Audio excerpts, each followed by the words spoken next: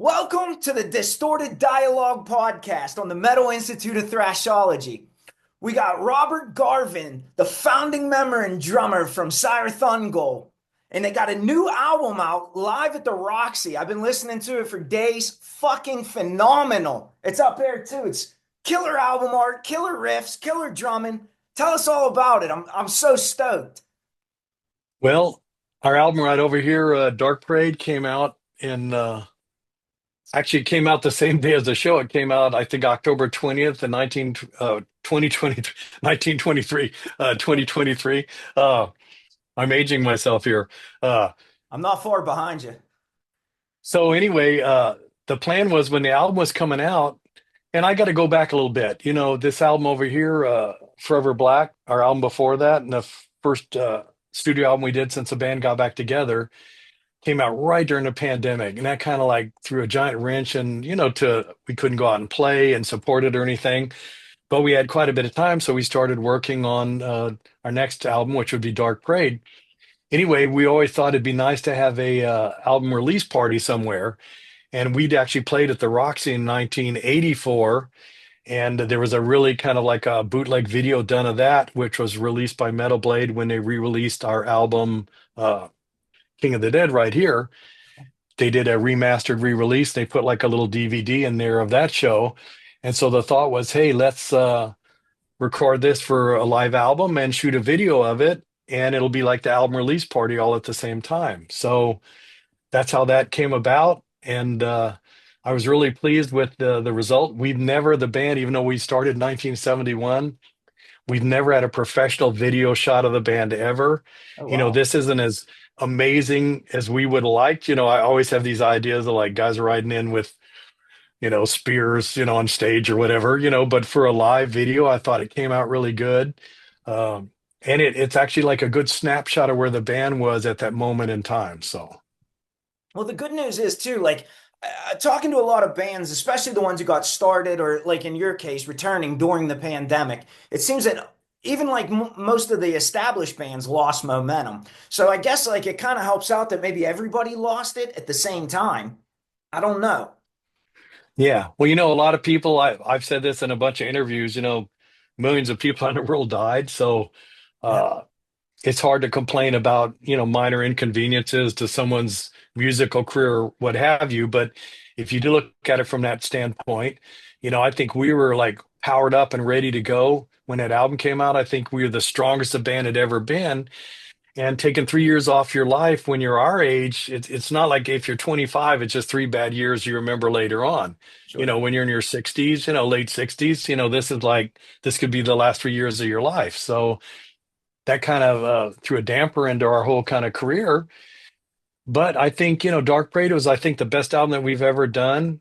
And I think the live album, especially the Dark Parade part, came out really uh, close to how we envisioned that album to be. And so if you weren't able to come to that show, you at least to get, I'm telling people you got a front row seat here at this video to see what it was like.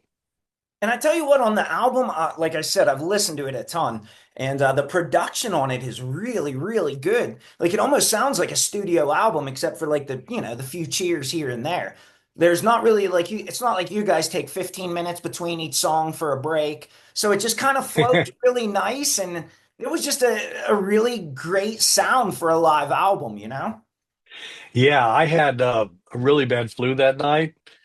I was so sick, I even called up Jarvis, our bass player manager, and I said, I don't think I'm going to be able to make this. And he goes, what do you mean? He goes, they're filming it. It's like, it's going to be a movie and a live album. You got to do this. So I said, okay. And I think, no one wanted to be in the same room with me. So I think I had like my own dressing room for once, which was pretty cool. But Yeah. when I drove back that night with my drums, like my good friend Tom was driving the van. He was in the van, and I was laying in the back on my drum carpet. Everyone was scared I was going to get him sick.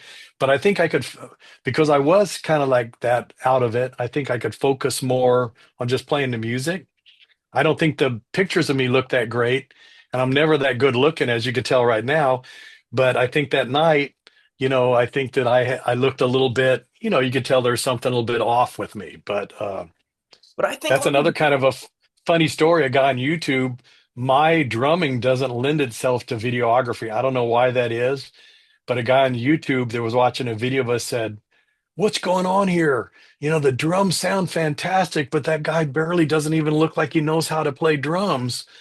You know, and I hardly ever comment, but I went on her and said, "We're not that rich enough of a band that we could have overdubbed like, better drums on top of my performance." So, I mean, on this album, the drums are pretty much exactly what, uh, and you mentioned how good it sound. A lot of other bands have been doing this for years, but this last year was the first year our band ever used in-ear monitors. So we basically have a unit on stage where all the microphones go into there, and then they go into our mixers on our phone where you can mix it, live on stage, and you Sure. can hear yourself better, which is really amazing for me. And then that feed goes straight out of there into Armand, our guitarist. He has his own studio where we recorded our last three albums. And so basically you're getting, instead of off the board, you're getting all that data real time into a computer. So I think that's what made it uh, easier to mix, basically. And like I said, I started in a band in 1971, and until I put a pair of in-ear monitors in, I never heard what was going on stage. We played big festivals like Wacken, Yeah. like 50,000 people, where we played there a couple of years ago, opening for Judas Priest. And I remember we were the first band of the day, and all the people rushed in and stuff. We spent like 30 minutes trying to get my monitor dialed in, and then a guy looks up and he has a card and he goes, "Oh, it was never plugged in to begin with," like that. So most shows, and I've talked to other band members, after the show, and I said, "What did it sound like to you?" And they'd say, "Well, if I wasn't standing in front of my amp, I couldn't even hear myself, and I could never hear you. And a lot of times I could never hear our singer." When I put in the in-ear monitors and I was able to kind of like do a little mix on my phone, I heard everything instantly. And I felt like crying before. We've been playing and it sounds so much like it would, like you're in a studio and you're wearing headphones and Yeah. engineers mixing it down for you to hear. Uh, so I think that probably contributed to the album, the success of the recording, at least. So do you think then not using in-ear monitors before maybe made you guys a tighter band? No, no. And uh, I'll tell you another story. We played in France a couple of years ago. Amazing place, festival in Brittany, the nicest group of promoters and everything.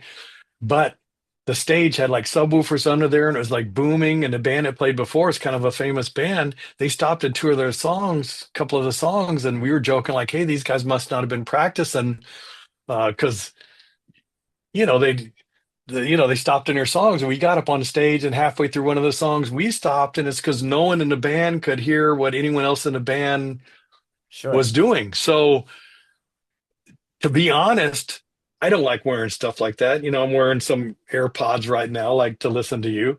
But when you can hear the other members of your band, you can jam with them, you can create with them, you can interact with them, and you can groove with them,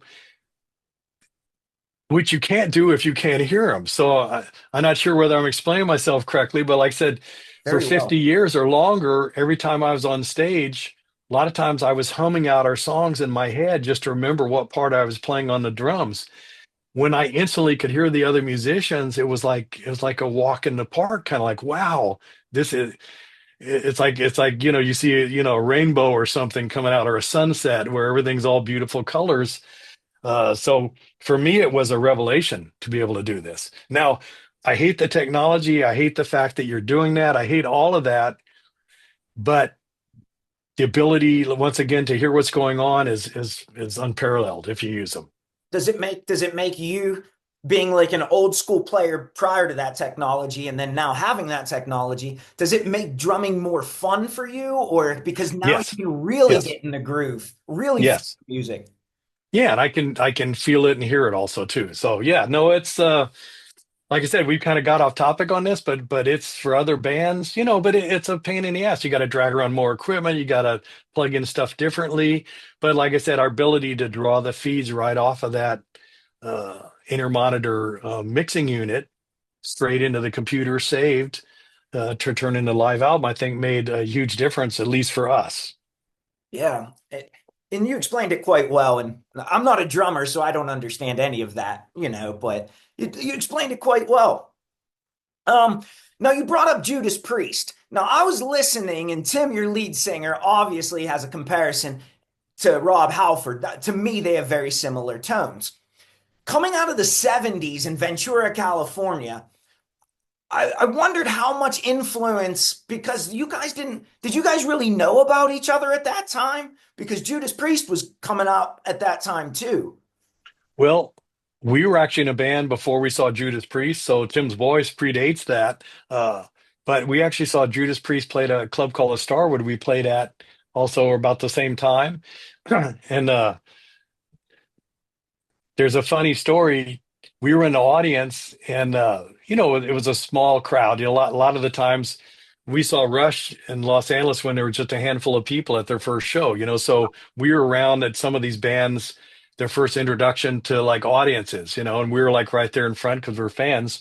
So when Judas Priest played at this club called the Starwood, we were right at the front. And I remember like Robert Halford was singing something like The Ripper or something, and he stuck his hand out, and Tim was there. Tim grabbed his hand, and their arms were interlocked like this. And Rob Halford screamed. It was kind of an amazing, uh, event. And Yeah. one of the guys that's a good friend of ours, Mark Rudolph, he's kind of like he draws books, kind of like graphic novels, and he did a thing on Judas Priest. And actually, there's like a couple of pages of this story that I'm telling you in that book. So if you want to maybe check that out, I will. uh, you might find that interesting. But yeah, all those bands, we started, we grew up going back to, Cream, Jimi Hendrix, Blue Cheer, a lot of those early original bands. One of my favorite bands was Mountain, but then Black Sabbath, Deep Purple, all that stuff we grew up on. And Judas Priest came a little bit right after that. But, all those bands influenced us. But I think we always were kind of like playing the music that we wanted to play to please ourselves. So we were never really trying to be like anyone. We were never really trying to impress anyone. We were just trying to create the heaviest music that we could. Now, I'll let your listeners judge whether any of that's true, but for every album that we've done, my personal goal has been to try to make the album heavier and better than the one before. And I think Dark Parade here was better than Forever Black. And I think if we do another album, which I hope, I think will be better than Dark Parade. And I think that continuous improvement is something, uh, if you work at that, and that's your goal, I think that sometimes, you don't always achieve all your goals, but, at least that's what you're shooting for. But if you're trying to make the heaviest thing you can and you fall a little bit short and it's still heavy as fuck, you still win. Yeah, we were playing a show. We played in Germany a show called Cast Ascends, which is the festival that was named after one of our songs on this album right behind my head, One Foot in Hell, right here. Uh, Song Cast Ascends. I just love it. So we're playing at this festival. It's out in the middle of a forest. There's a river running through there, and there's mountains in the background. And I just love playing outside. I always tell people this. They say, "Why do you like that?" And I go, "When I hit my bass drum and it reverbs off like a mountain or something, it sounds like thunder. You feel like, you're Thor or something. You got the hammer of Thor. Every time you hit your bass drum, it's like this giant earth-shaking experience." So we are playing there and we are playing that song exactly. The crowd was chanting it, and I could just feel this overwhelming just heaviness. It was just blowing me away. And that was just another time in my life where uh, the heaviness of the music kind of came back. And even though we're writing this and you record it and you listen to it, nothing actually prepares you for when you hear that like in a giant arena or outside. And like I said, we haven't played too many places where there's actually mountains for our music to bounce back off the mountains. Sure. And this was one. That's an amazing festival. If anyone ever gets a chance to go to it, they should check it out. I think it's cool they named it after you too. Like that's a great homage. Yeah. Yeah, no, it was pretty cool. It was pretty cool. Yeah. So you guys have retired from touring and live shows. Well, that's sort of a bit of That's what I'm that's hoping to sort get. Yeah. yeah, well that's accurate. Here's what happened. Ah, The band's getting older. We saw kind of like no path forward, kind of, we lost guitarist Jimmy, our previous guitarist, had to leave the band. Um, and we were sitting at a crossroads right before this live album came out. We weren't sure what we were going to do. We thought, hey, maybe we should break the band up. We've had a good run. A couple of new good albums just came out. Played a bunch of fantastic shows. Maybe it's our time to call it quits, right? But we talked Armand somehow into playing at the Live at the Roxy gig, right? And he promised to do a few more shows. So that's where our final tour whole thing came from. But halfway through that, we're in Europe and I'm just going, hey, I'm not ready to quit yet. It seems like our shows were getting better. What's kind of funny, our band, we never toured traditionally like other bands do, like 30 days in a row, right? So Right. most of our shows have been one-off shows. We'll fly to Europe and play a show, we'll fly to South America and play a show, whatever, right? So as we're playing a whole series of shows in a row, every night we're getting better, like practice makes perfect, right? And Sure. so I'm going, hey, I think we should kind of keep this up. And all the guys in the band are like, hey, we announced this is our final tour. This is it, right? And so I was just bugging the hell out of them. And Decibel Magazine did a cover story for us, End of the Road, something like that. Yeah. And I was in Europe and I stayed up 4 nights in a row writing this whole letter to the reporter that was doing the story, just saying, "Hey, look, I know this is our final tour, but I'm not ready to quit yet, and I want to try to keep the guys together in the band." And I was all like, "Hey, can you put a question mark after the title of the magazine cover?" And I just kind of said, look, we have some more music in us and I want to keep carrying this on. So we don't want to be like so many of the other bands that, said this is the final tour and they sold out arenas, Yeah. and then they come back a year later because they ran out of money. And this was never really about money for me. It was just, I want to just think that we might have a little bit more left in us, that we could squeeze out one more super heavy album before it's over. So my joke has been, Kiss's final tour went on for like 5 years. Yeah. And so my joke is this is like Kiss's final tour. If it goes on for 5 years, none of us may be alive even by then. So I saw Slayer's retirement tour and I just bought tickets to go see Slayer again. So Tim, our singer, took his son to see Scorpion's final tour. His son was 14 and now his son's 30. And they're still putting out and and they're albums. still playing. Yeah. So, but listen, we never wanted that was never meant to confuse anyone. And I think it's if he wants to blame anyone, they can blame me because I'm the one that said, "Hey, look, I'm not ready to call this yet." And Yeah. to be honest, everyone else in the band was kind of, "Come on, you're crazy." But I think they realized too, uh, and I keep using this analogy, we should just go till the wheels fall off, and Yeah. I don't ever want to be a parody of ourselves on stage, but I think our last show that we played was better than the show before that and better than the show before that. So if we're actually getting better and better, at least on stage, uh, let's wait until someone says, "Hey, those guys, it's time to call them quits." So they ever seen the old movie they reach out with a big long hook Yeah. and Yeah. they pull the guys off the stage, I never want it to be like that, but as long as we still have something to offer, I want to keep playing. But to be honest with you, after listening to this live album, and I think it was what recorded in 2023. Yeah, October So 20th. it's not really that long ago, to be honest with you, in like the grand scheme of your career. And it was firing on all cylinders. Production was great. You guys sounded tight. And if you're having fun, why pull the plug? I always tell my kids, like, the moment it stops being fun, like, pull the plug, let's move on.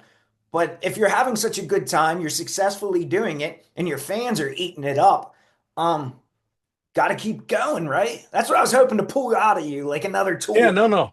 Well, we're working. I'm working with the guys. We're writing some material for a new album, and I'm hoping that we can put Yeah. out another album. And my goal is, and my hope is, it would be heavier than the one before. There, we're trying to reach this pinnacle of heavy metal. It's like climbing Mount Everest. You may lose a couple of fingers or toes along the way, but if you make it to the top, uh, that it was worth it. So that anyway, that's my goal. Sure. I can't say what's going to happen. All I know is that we were never like a big famous band. We're just a band from California that likes heavy metal. But we just recently played in South America, and there were some people down there.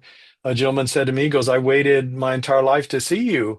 And so there's still a few places that we could play around the world where we've never been. And so we could meet people that waited their lives to see us, and we waited our whole lives to go there. So that I think is the upside to this. And as long as the other guys in the band are willing to kind of keep carrying it on, I'm ready.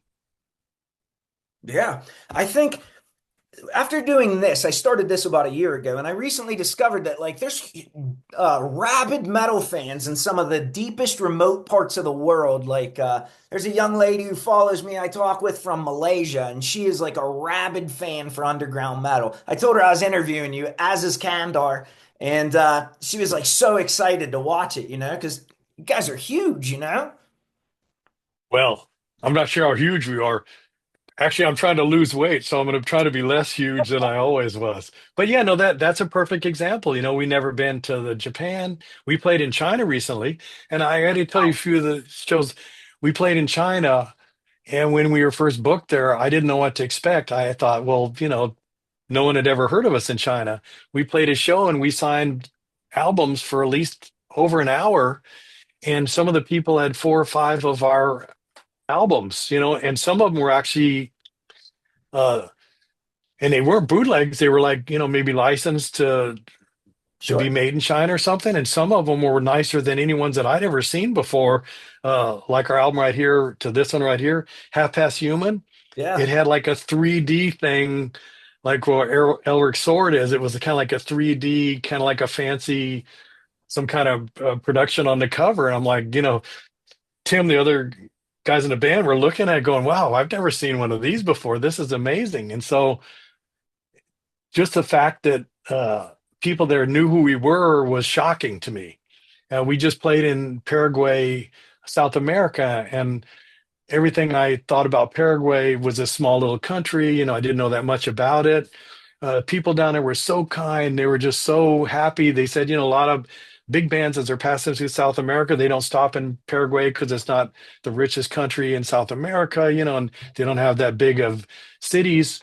But they were like, since you came, we're so appreciative that you came.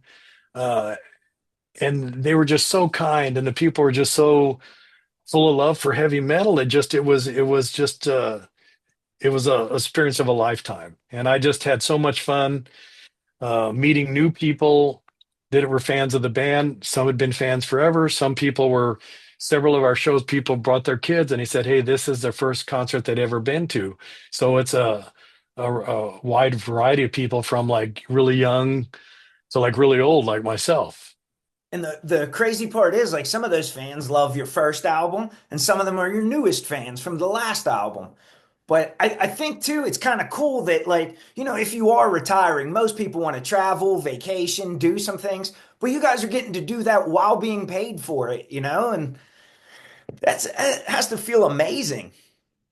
Well, it is. On some of these trips, though, I've been to almost every airport on Earth, and I collect refrigerator magnets. And my wife is all like, "I think you should take those off the refrigerator and get a piece of metal and put them out in the garage or something." I go, "No, they're refrigerator magnets, right?" Right. But it's starting to like way down a refrigerator, it might pull the door off or something. Uh, but a lot of the countries we've been to, like I've been to Iceland 4 times and never left the airport. So Wow. with the exception of a few shows where we got to stay either a day before or a day after, like let's say you're in London, and you land in London at the airport, you go to the hotel, you go to bed, you wake up, you go to the venue, you play the show, and then that night you're on a plane leaving to go to Paris or something. So I mean, it's not like it's not like some kind of like Rick Steves travel in Europe, where you get to go do all the fancy stuff that you wanted to. But then every once in a while, there's a chance. We played it in Hamburg, and we had a few days off afterwards, and so I got to go to the Gong Factory. I'm Oh, a wow. Paiste cymbal artist, and the cymbals are made in Switzerland, but the gongs are made like maybe an hour outside of Hamburg, a small little town, and they have a factory there where like a whole team of men just like pound these giant gongs out of just flat pieces of alloy metal. I think there's brass and bronze and all sorts of stuff in there, but they have like the biggest gong that they ever make hanging there, and it's like 7 feet across, and you hit it and it just your whole body vibrates It And has it's to just feel great. yeah, no, it's and I have a smaller gong. I have like a 30-inch gong. I've had it for decades, and I just it's one of my most prized possessions. And on the show on this song Relentless, I hit it. You can see me hitting the gong before the song, but to be able to go to that factory and see them actually making them, and once again, there's no metal working there like done by machines. It's all men, big burly men with hammers, and it Sure. was just so impressive to watch what they were doing. And so that's I think the part of traveling, if you don't get to do a lot of sightseeing, every once in a while something like that pops up.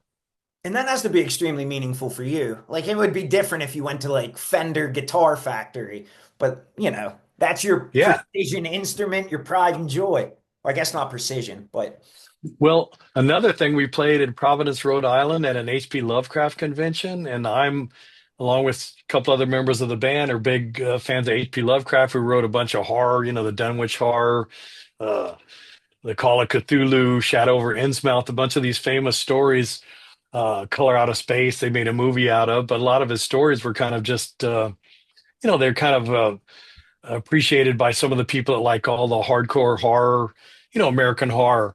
sure. So Jarvis, our manager and bass player, he set up a tour where we walked around Providence. We visited all the sites where he wrote in his books about.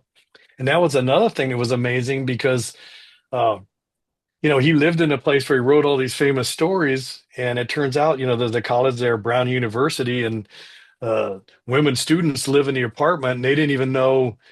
It'd be like if you lived Wow. somewhere that Edgar Allan Poe lived and you didn't know who he was or he lived in your house or something. So it was Yeah. just amazing to kind of get out and to walk around and see some of these famous locations.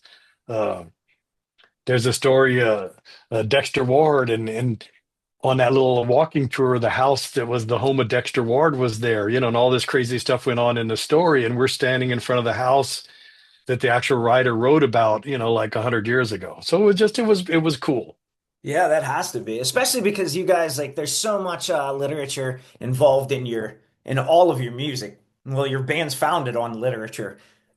Yeah, well, I think all of us kind of originally the founding members, we were into kind of like the sword and sorcery, kind of like, Lord of the Rings fits into that, but Elric the guy on all our album covers.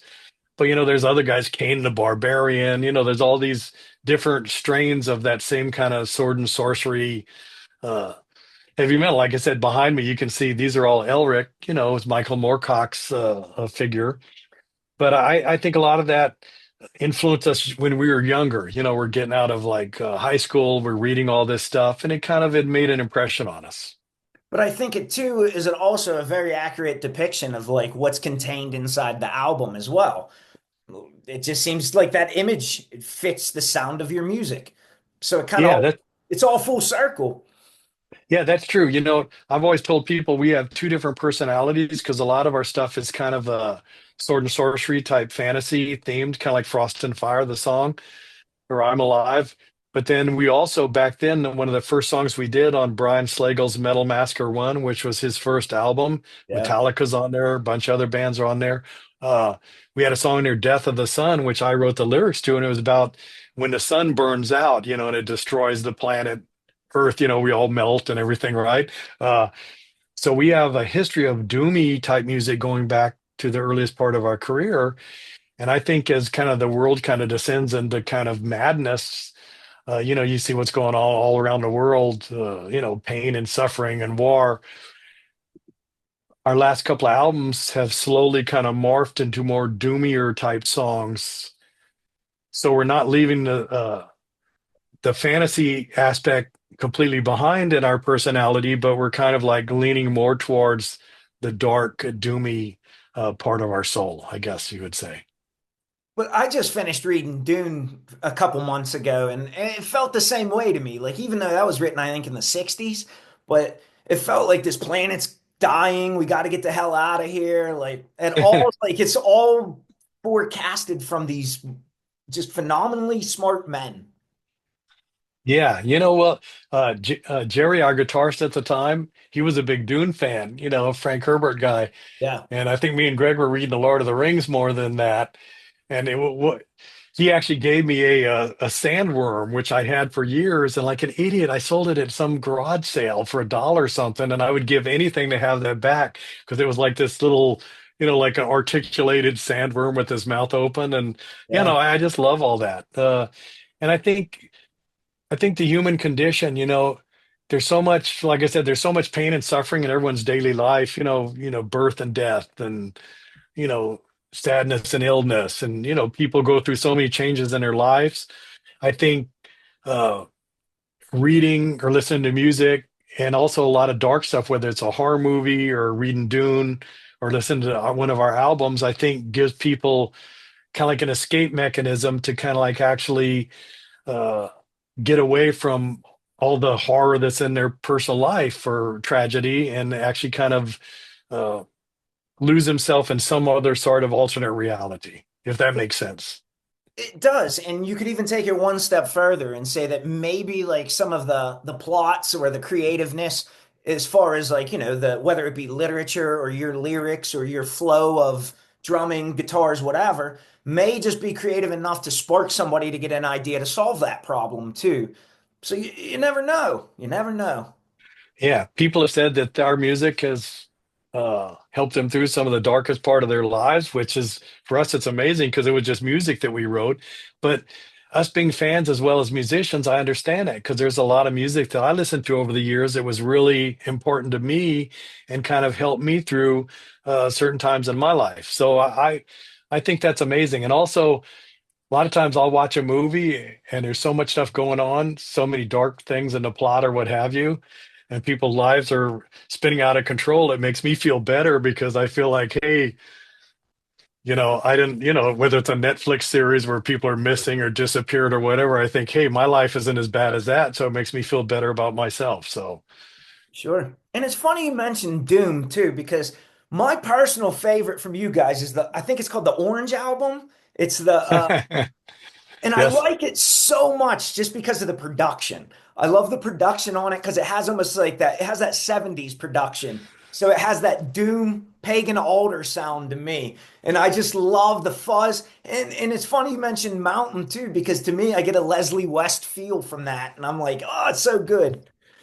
Yeah, I love Mountain. They were the first band I ever saw, and it was amazing for me. And uh, Clarky Lang, their drummer, was one of the biggest influence for me. He had a hi hat on the side next to his floor tom, and I started doing that back in the day, and still do that today. So I mean, I love those guys. Yeah, no, no, what you're saying, I agree with everything you're saying. It's Tell my we're wife just. Go ahead, go ahead. that. Tell my wife that. No, no, no, no. Yeah, and I love Dune. The new movie that came out. I was curious what you thought of that. I was a big, a lot of people didn't like the Dune that came out. Uh, the one that came out in the '80s. They thought that was horrible. But I kind of thought, that's kind of like a cult movie for me. So when the new version came out, I didn't know what to think of it, and it's probably more accurate to the book. But I still like the '80s version kind of sometimes. With Sting in there, it's kind of a funny. It's got some good. It's got some, even though it's kind of weird, it's got some really cool scenes in it, which I appreciate. I haven't seen either one. I'm not a big movie guy, and Oh especially my goodness. if a book is written about it, I don't want the movie because a lot of times the movie will ruin the images in my head, if that makes sense. I can get more creative than most directors can. Maybe I'm Well, more crazy. I don't know. after you've read that book, I think you should go watch both of those because I think it's amazing. I don't think it takes away so much from the book. It actually shows other people's perspectives of what they thought the book was. So I think I'm gonna have to look it up now. I'll give it a whirl. Oh, you know what? And I'll reach out on Instagram and tell you what I thought about them. okay, yeah, I'm on Instagram and Facebook under my name, so anyone can get in touch with me. I'm just glad, and I hope you can share with your listeners, that we got this new album out, and maybe if they like the band enough and they're intrigued, they might want to hear some of our other stuff. They can go check out any one of these, albums a lot of people ask me what album should, if they never heard of our band, what should you listen to? I always send them to, kind of like our first album, Frost and Fire. But then a Yeah. lot of people think King of the Dead was our best, heaviest album. But I still like, this thing right here, Dark Parade. That's my, Shit, why don't they just check them all out and then they can figure out which ones they like? well, they're all available, on Spotify and, Yeah. uh, And they can get the new record at what, Metal Blade? yeah, Metal Blade's been one of our very first experiences. We were friends with Brian Slagle, who started Metal Blade Records, and he's been our friend from the very beginning of our career. And our first couple of albums weren't on his label, but then One Foot in Hell, the album right behind my head, this one right here Yeah. is right. And then we went back to the same guys that did our first two albums, and that was kind of like a mistake. So when the band got back together, we hooked up with Metal Blade again, and they've been the best record company that anyone could ever want. You know, we're not a big band, so we're not generating millions of record sales, but I think we have a loyal fan base, and they just put out an extremely incredible product. I mean, it's really beautifully done. Um, Not only does it sound good, but the packaging is all flawless. And I just think they've been really supportive of us over the years. And I always thought negative stuff about record companies because they always are kind of like the bad guys. If you're a band, your record company's the bad guy. Yeah. But in this case, Metal Blade Records is the good guy, and they're the ones that have enabled us to uh, kind of keep going and keep putting out records into our sunset years. Yeah. We only got a couple minutes left on my time, but I've never met Brian Slagle, but I've always heard anybody who's ever heard of him has spoken highly. And from the interviews, it seems like he's a fan who runs a record label rather than a record label who just wants a business. Yeah, no, he is, and that's how he started as a fan, just like we are. But So, matter of fact, they just had the 1982 was when his first album, Metal Massacre One, came out, and people should go check that out. We have a song in there, "Death of the Sun." It's kind of cool. It's an old fashioned. Like you mentioned the Orange album, you said the production. I was thinking the lacquer production because we kind of did that at my parents' house. My sister got married and moved out, so we had like a little studio there, and yeah, we recorded those songs. The recording part of the studio was in the closet. The band was set up in the yeah, room, yeah, and we had our recorder and the mixer and everything inside the closet where we'd sit. And yeah, some of that stuff, we listen to it nowadays, and it seems kind of like really primitive to us, but I can see why people would find it interesting because it's kind of like the proto version of our band. yeah. You guys run the gamut. I only got a minute left, so I want to take time to thank you. I know you got the new record out. It's phenomenal. You got a lot of shit going on. So I thank you so much for coming by. Hey, thank you.